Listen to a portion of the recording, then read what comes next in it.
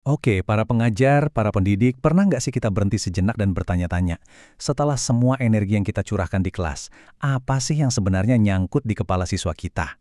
Nah, di pembahasan kali ini, kita akan coba kupas tuntas seni dari evaluasi pembelajaran itu sendiri. Mari kita mulai perjalanannya. Ini dia, pertanyaan krusial yang kayaknya selalu ada di benak setiap guru ya. Gimana caranya kita tahu kalau mereka itu beneran paham, bukan cuma sekedar hafal buat lulus ujian? Dan jawaban dari pertanyaan ini, wah, inilah yang membedakan antara pengajaran yang cuma ngejar materi dengan pengajaran yang bener-bener ngebentuk pola pikir. Biar nggak ngawang-ngawang teorinya, gimana kalau kita ikuti aja cerita dari seorang guru hebat namanya Ibu Wati. Lewat pengalaman beliau, kita bakal lihat gimana semua konsep evaluasi yang mungkin terdengar rumit ini bisa jadi sangat membumi dan bisa kita terapkan langsung di kelas kita masing-masing. Ini dia peta perjalanan kita bareng Ibu Wati. Kita mulai dari memetakan titik awal, lalu lanjut melihat asesmen sebagai pemandu belajar, terus kita dalemin cara menilai manusia seutuhnya, kita juga akan membedah perangkat asesmen, dan diakhiri dengan pemahaman bahwa evaluasi itu adalah sebuah awal, bukan akhir. Siap? Yuk kita mulai dari bagian pertama. Oke, kita masuk ke bagian pertama. Gini deh analoginya. Sebelum kita mulai ngajar, kita kan harus kenal dulu medan perangnya, ya kan? Siapa sih murid-murid yang ada di depan kita? Apa yang udah mereka tahu dan apa yang belum? Nah, disinilah peran asesmen diagnostik. Anggap aja ini kayak medical check-up sebelum kita ngasih resep atau materi pelajaran. Tujuannya itu bukan buat ngasih nilai jelek atau ngejudge, sama sekali bukan. Tujuannya itu untuk mendiagnosis kondisi awal siswa, biar kita bisa ngasih perlakuan yang paling tepat. Terus gimana cara Ibu Wati melakukannya? Gampang banget. Sebelum mulai bab baru, beliau kasih kuis singkat dulu. Dari situ, beliau langsung dapat data. Oh, oke. Ternyata 70% anak-anak masih salah paham soal konsep X. Nah, informasi ini tuh ibarat emas. Beliau jadi tahu persis harus mulai dari mana, bagian mana yang perlu ditekankan lebih dalam, jadi nggak buang-buang waktu. Oke, kita udah tahu titik awalnya. Terus gimana? Nah, di bagian selanjutnya ini, kita bakal lihat gimana asesmen itu nggak cuma jadi hakim di garis finish, tapi justru jadi kompas yang nuntun kita dan siswa di sepanjang proses belajar mengajar. Ini dia yang namanya asesmen formatif. Kuncinya ada di kata selama. Ini tuh kayak kita lagi masak, terus kita cicipin kuahnya dikit-dikit. Kurang garam nih, tambahin ah. Nah, umpan balik real time kayak gitu tujuannya. Makanya disebut penilaian untuk pembelajaran, karena tujuannya untuk memperbaiki prosesnya yang lagi berjalan. Beda lagi sama yang ini, asesmen sumatif. Kalau formatif tadi itu mencicipi masakan, nah sumatif ini adalah hidangan yang udah jadi dan siap disajikan ke tamu. Ini adalah potret final. Kita ngukur apa yang telah dipelajari. Makanya disebut penilaian atas pembelajaran. Fungsinya, ngasih gambaran hasil akhir.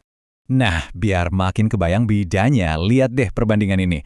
Formatif itu, ya persis kayak pelatih yang teriak-teriak dari pinggir lapangan pas pertandingan lagi seru-serunya. Awas, jaga orang itu! Umpan baliknya langsung buat perbaikan saat itu juga. Kalau sumatif, itu papan skor akhir pas wasit niup peluit panjang, nentuin siapa yang menang. Dua-duanya penting, tapi di waktu dan dengan tujuan yang beda banget. Dan Ibu Wati, kerennya, ngegabungin dua-duanya dengan mulus. Tiap akhir kelas beliau pakai yang namanya exit ticket. Cuma selembar kertas kecil isinya satu pertanyaan simpel buat ngecek materi hari ini nangkep nggak sih? Nah, jawaban-jawaban itu jadi data formatif buat ngerancang pelajaran besok. Baru deh di akhir bab ada ujian akhir, itu sumatifnya, buat ngukur pencapaian keseluruhan. Jadi umpan balik kecil-kecil setiap hari itulah yang ngebangun kesuksesan di ujian akhir nanti. Sekarang kita masuk ke level yang lebih filosofis, tapi super penting. Mendidik itu kan bukan cuma soal transfer ilmu pengetahuan, betul? Kita ini membentuk manusia yang punya pikiran, punya perasaan, dan juga punya keterampilan. Lihat deh, 3 bagian ini. Kognitif itu soal apa yang kamu tahu. Afektif itu soal gimana sikap dan perasaanmu. Dan psikomotor itu apa yang bisa kamu lakukan.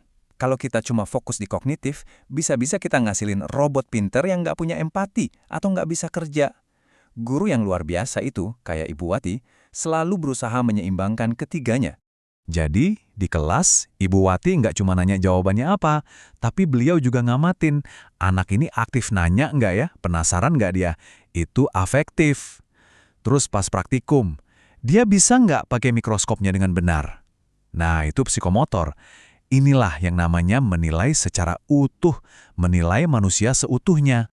Oke, kita udah tahu apa yang mau dinilai. Sekarang pertanyaannya, pakai apa menilainya? Yuk, kita coba bongkar kotak perkakas asesmen yang bisa kita gunakan.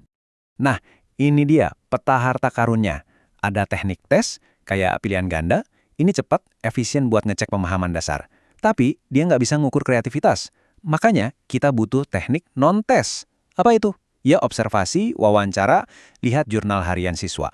Dari sini, kita bisa ngintip sikap dan proses berpikir mereka. Lalu ada penilaian kinerja, contohnya presentasi.